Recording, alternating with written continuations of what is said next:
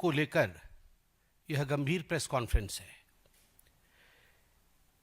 मैं एक positive note से शुरू करना चाहता हूं और यह भी बताना चाहता हूं कि आज के इस प्रेस कॉन्फ्रेंस का मुख्य मुद्दा है, जिस प्रकार चाहे राहुल गांधी हो, चाहे जयराम रमेश हो, चाहे रेवंत रेड्डी हो, इन लोगों ने जिस प्रकार का बयान दिया है, जिस प्रकार से भारत की सेना के मनोबल को गिराने की चेष्टा की है, जिस प्रकार से आम हिंदुस्तानी के मनोबल को गिराने की बार बार चेष्टा की है, उस पे तो मैं आऊंगा ही, मगर यह अनुचित होगा कि मैं पहले नेगेटिव से शुरू करूं। मैं पॉजिटिव से शुरू करूंगा।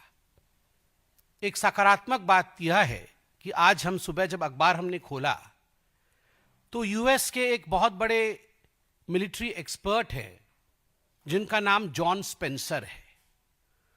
उनका एक बहुत ही गांभीर्य से भरा हुआ, तथ्यों से भरा हुआ आर्टिकल छपा है, जिसका शीर्षक है India one tech war, Pak lost as China's proxy, US expert.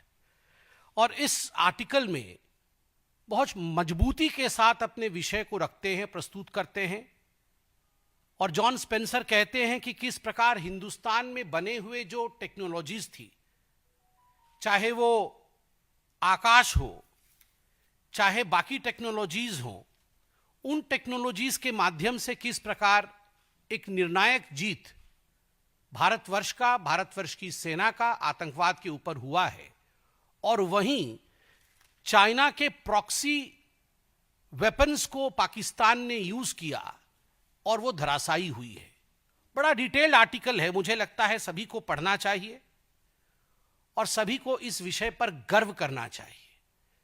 John Spencer का यह अकेला आर्टिकल नहीं है। पूरे विश्व में, हर देश में आज भारत को लेकर एक पॉजिटिव सोच है। एक न्यू नॉर्मल जो भारत ने स्थापित किया है, जिसके विषय में प्रधानमंत्री माननीय श्री नरेंद्र मोदी जी ने हम सबको अवगत कराया देश के नाम अपने संदेश में। यह न्यू नॉर्मल एक बहुत बड़ी बात है। आज हिंदुस्तान इसे सलाम भी कर रहा है, तिरंगा यात्रा भी निकल रहा है, देश की आर्मी को हर कोई सल्यूट भी कर रहा है। वैसे में मुझे दुख होता है कि कुछ ऐसी पॉलिटिकल पार्टी हैं, खास करके कांग्रेस, जिन्होंने आरंभ में तो कहा कि हम देश के साथ खड़े हैं, हम सरकार के साथ खड़े हैं, मगर कदाचित एक दिन भी ये सरकार के साथ और हिंदुस्तान के साथ, भारत के साथ खड़े नहीं थे। प्रथम दिन से ही, डे वन से राहुल गांधी, जयराम रमेश और तमाम उनके लोग, रॉबर्ट वाड्रा से शुरू करके तमाम कांग्रेस पार्टी के नेतृत्व ने भारत के सेना, भारत के शौर्य पर सवाल उठाया है। और यह सबूत गैंग खुश नहीं है।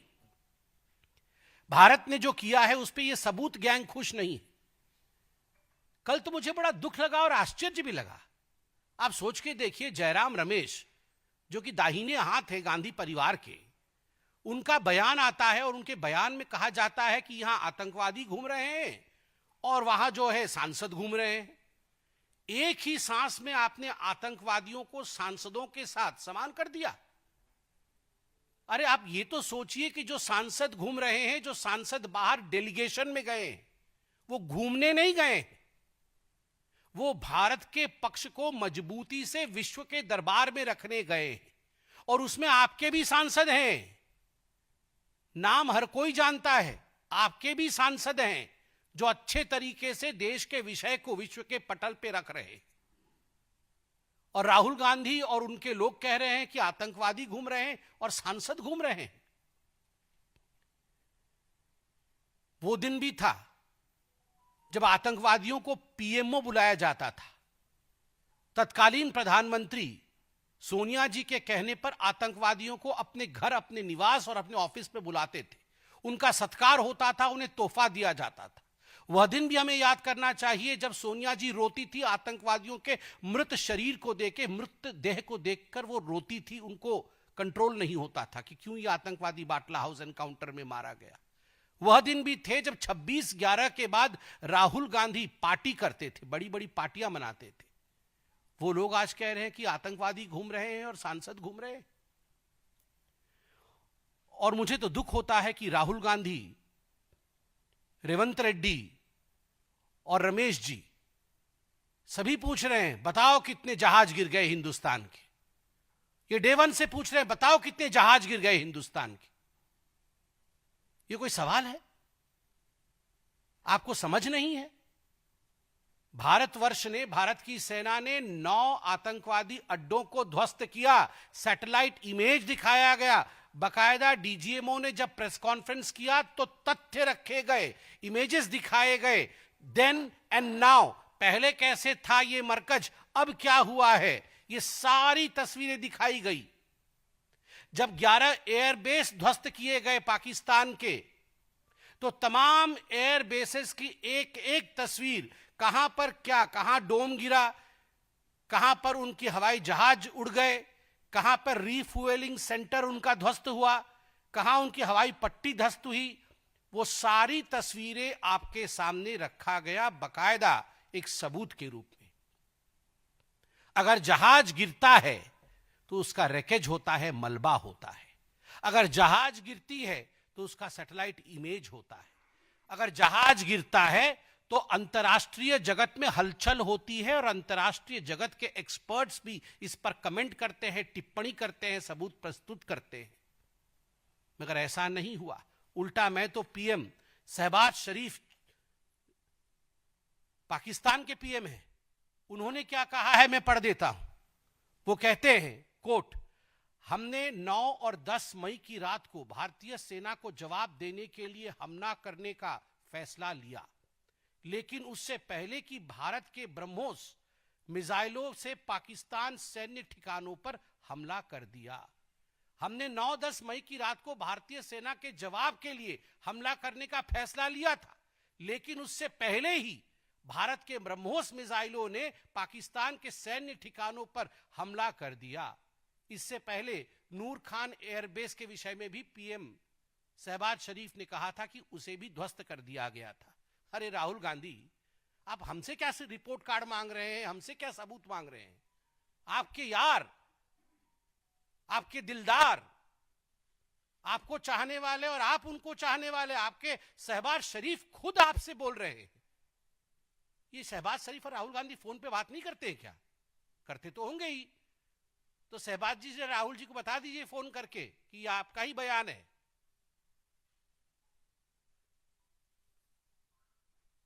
राहुल पूछो, और देखिए ये सिंक्रोनाइज्ड है, ये कोई कोइंसिडेंस नहीं है। आप याद करिए, डे वन से पहले तो इनके बड़े नेता आके कह रहे थे कि हमें युद्ध की आवश्यकता नहीं है, पाकिस्तान की बात मान लेनी चाहिए और पाकिस्तान को छोड़ देना चाहिए। और फिर दूसरी तरफ कह रहे थे कि हम भारत के साथ है, भारत की सरकार के साथ है।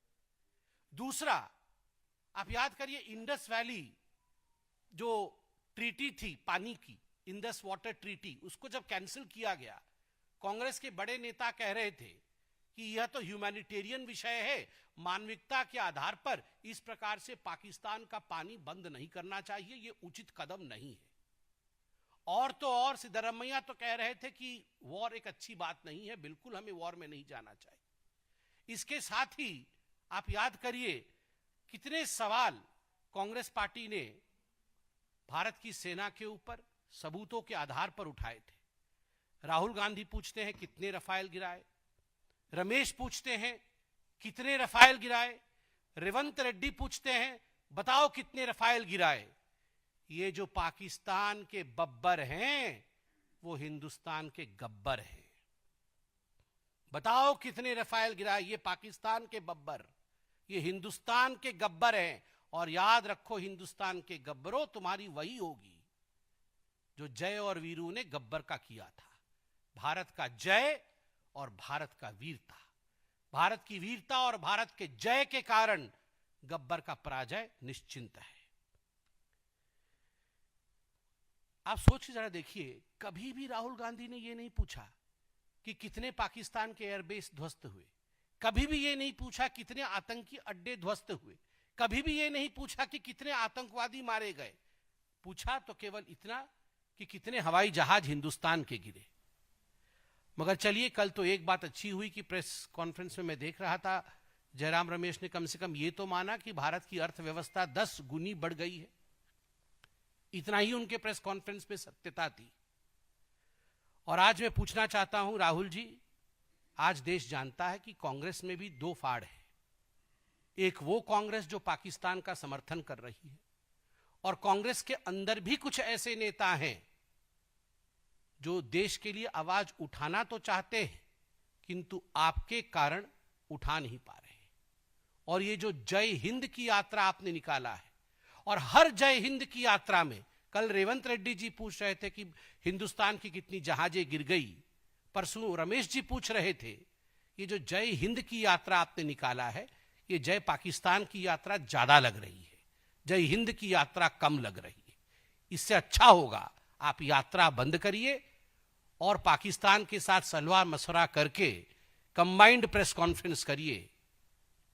यही आपकी आज वास्तविकता है।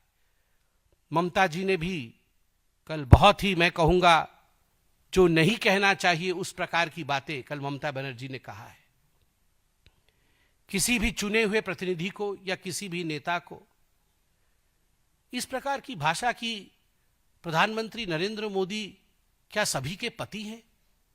क्या सभी महिलाओं के वो हस्बैंड हैं? ये कितनी कैसी बात है ये? मैं तो इस पे कुछ कहना भी नहीं चाहता हूं। हां, प्रधानमंत्री नरेंद्र मोदी सभी के सेवक हैं, किसी के पिता हैं तो किसी के भाई हैं, इसमें कोई शक नहीं है। मगर इसमें भी कोई शक नहीं है ममता जी कि जितने भी घुसपैठिए हैं और जितने भी बांग्लादेशी हैं जो भारत में घुसपैठी के रूप में अंदर आए हैं, जितने भी रोहिंग्यान हैं जो आज हिंदुस्तान में शरणार्थी नाम पे घुसपैठिए बन के बैठे हुए हैं, उन सब को अगर शरण देने का काम किसी ने किया है, उन सब की कोई चहेती है, तो वो ममता बनर्जी जी आप ही हैं। बहुत बहुत धन्यवाद। कोई प्रश्न हो तो अवश्य पूछें।